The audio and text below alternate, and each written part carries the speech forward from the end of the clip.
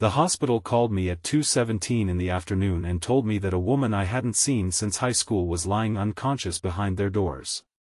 Then the receptionist said something that made my hands go cold. I was the only emergency contact she had listed. I hadn't spoken to her in 23 years. I didn't know where she lived, whether she was married, or whether she even remembered my name. Yet when her life suddenly hung in the balance, she had written down mine. If you believe in kindness, forgiveness, hope, and second chances, please like this video, share it with someone who needs hope today, leave a comment, and subscribe to our channel so our family can continue sharing stories that remind us that sometimes the people we thought were lost forever are simply waiting for the right moment to find their way back. My name is Callum Reeves, and before that hospital call, I had spent more than 2 decades convincing myself that the most important chapter of my youth was one I had already closed. I was 42 years old, divorced, living alone in a quiet town, and working as a restoration carpenter. I repaired old houses, rebuilt damaged staircases, restored antique doors, and occasionally helped families bring neglected properties back to life. There was something comforting about restoring broken things. Wood could be sanded. Walls could be rebuilt. Cracks could be filled. Damage could be hidden beneath fresh paint. People, unfortunately, weren't that simple. Her name was Elodie Hart. When we were teenagers, Elodie was the person who knew everything about me. She knew that I was terrified of disappointing my father. She knew that I secretly wrote songs even though I never let anyone hear them. She knew that I wanted to become an architect but didn't believe I was smart enough to make it happen. And I knew her secrets too.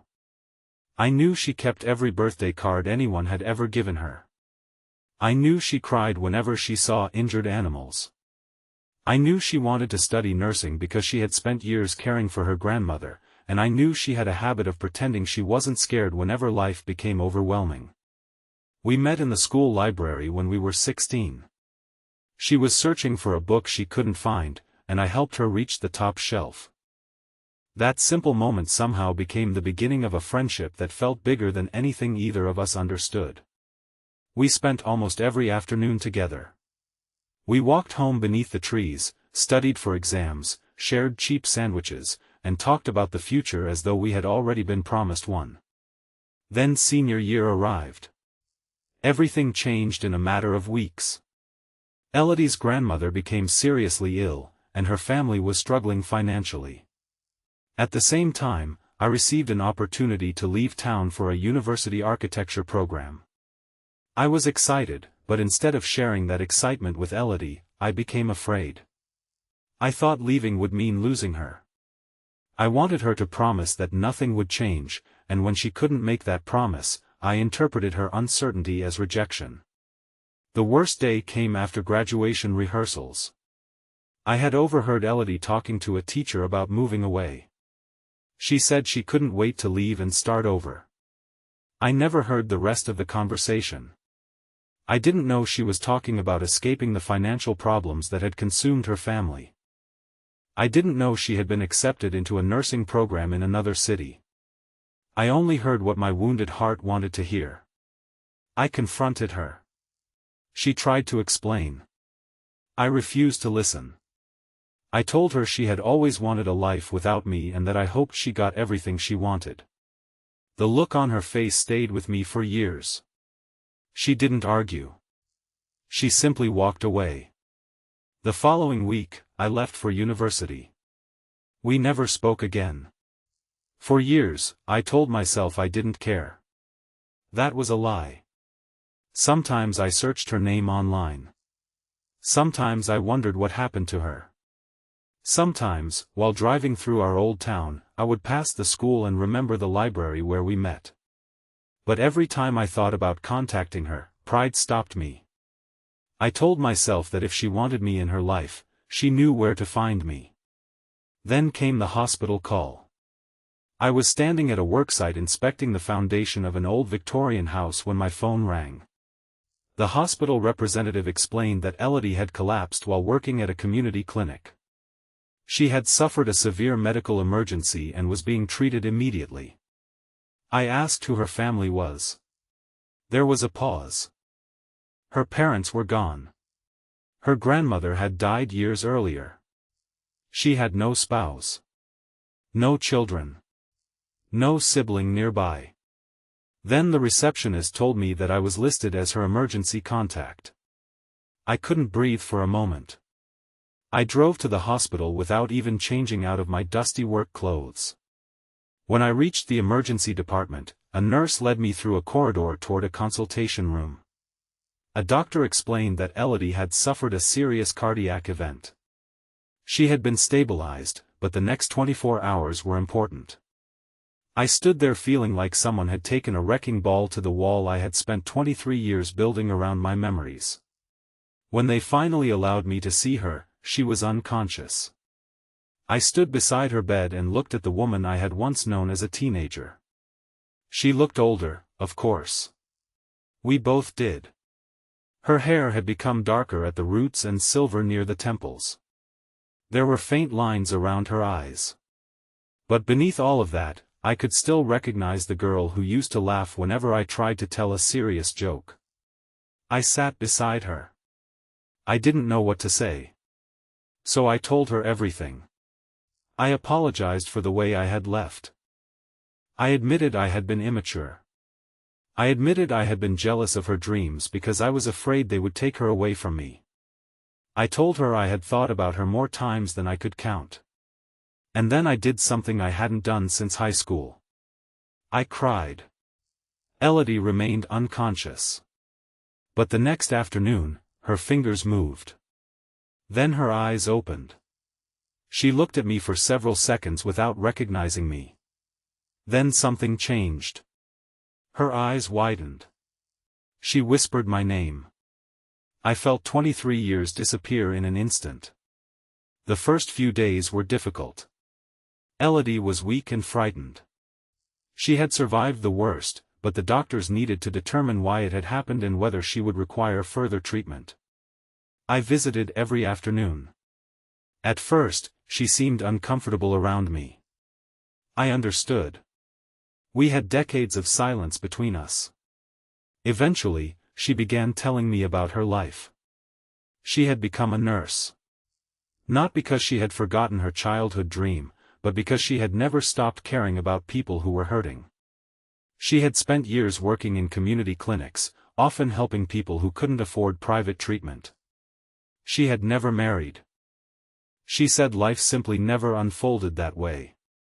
I told her about my failed marriage. She told me she was sorry. I told her there was nothing to be sorry about. Then she looked at me and said something that broke my heart.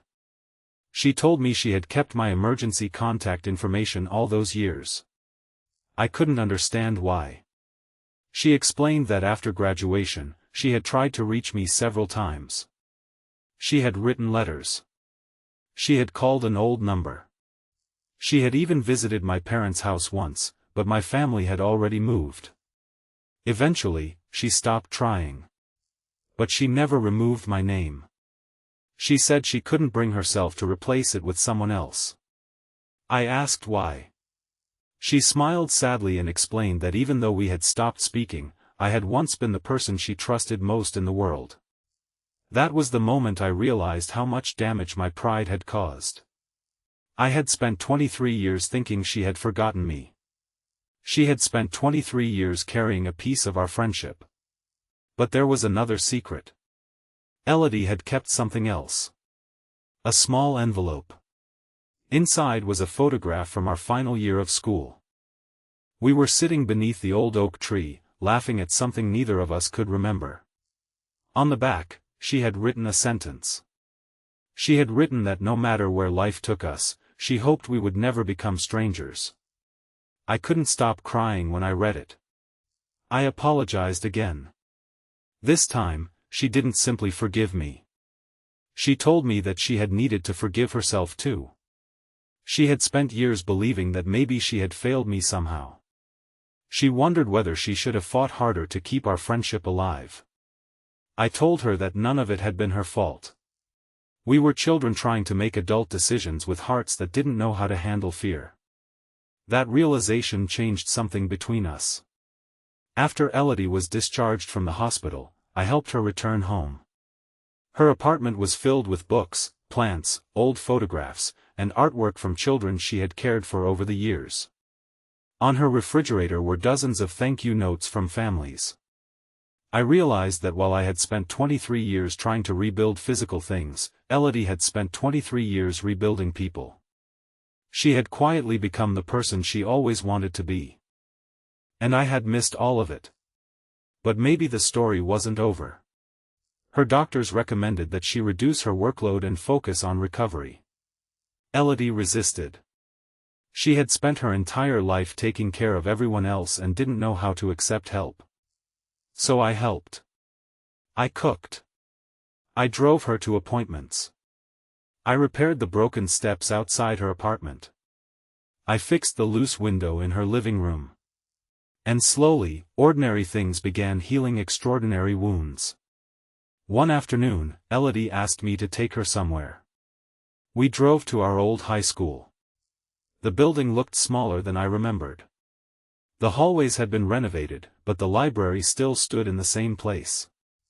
We walked inside. I expected the memories to hurt. Instead, they felt peaceful. Then we walked behind the school to the old oak tree. It was still there. Its branches were enormous now, spreading across the grass like protective arms. We sat beneath it. Elodie reached into her bag and pulled out a worn notebook. It was the same notebook she had carried during our senior year. She opened it to a page I had never seen. It contained a list of things she had wanted to do before she died. Become a nurse. Help children. Travel. Learn to paint. Forgive people. And at the bottom was one final sentence. Find Callum again. I stared at the words. She explained that she had written the list years earlier, and finding me had remained unfinished. I told her she could cross it off now. She laughed. It was the same laugh I remembered from the library. That afternoon, beneath the same tree where we had once promised each other that life would never separate us, we finally admitted that life had separated us. But it hadn't destroyed us. Sometimes people don't come back because they were never meant to. Sometimes they come back because both people have finally become strong enough to understand what they lost. Months passed. Elodie returned to work part-time. I began volunteering at her clinic, helping renovate rooms and build furniture for families who needed it. Our friendship grew again, but this time it was different. It was slower. More honest. We no longer assumed tomorrow was guaranteed. We appreciated simple afternoons. Coffee. Long walks. Old photographs. Shared laughter. And every once in a while, we returned to the oak tree. One afternoon, Elodie handed me a small envelope. Inside was a copy of her medical emergency form. Under emergency contact, my name was still there. But this time, beneath it, she had written something new. Not because she was afraid. Because she trusted me. She told me that the hospital call had been the scariest moment of her life, but it had also given her something she never expected. A second chance. I told her it had given me one too. Not necessarily a chance to rewrite the past. A chance to stop being controlled by it. If this story touched your heart, please like this video, leave a meaningful comment, share it with someone who needs hope today, and subscribe to our channel so you never miss another emotional journey. And before the story ends, I want you to leave a meaningful comment telling us this. If someone from your past suddenly came back into your life and gave you one chance to say what you never said, what would you tell them? As for me, I finally understood something I should have learned decades earlier. Forgiveness doesn't erase the years you lost. It simply makes the years you still have worth living. Elodie and I never got our teenage years back. We never got to change that final argument beneath the old tree. We couldn't undo the silence. But we could choose what happened next. And sometimes the greatest miracle isn't being given back what you lost. Sometimes it's discovering that the person you thought you had lost forever was still carrying a place for you in their heart. The hospital called because Elodie needed an emergency contact. But what they really gave me was a second chance to become the person I should have been all those years ago. And this time, I didn't walk away.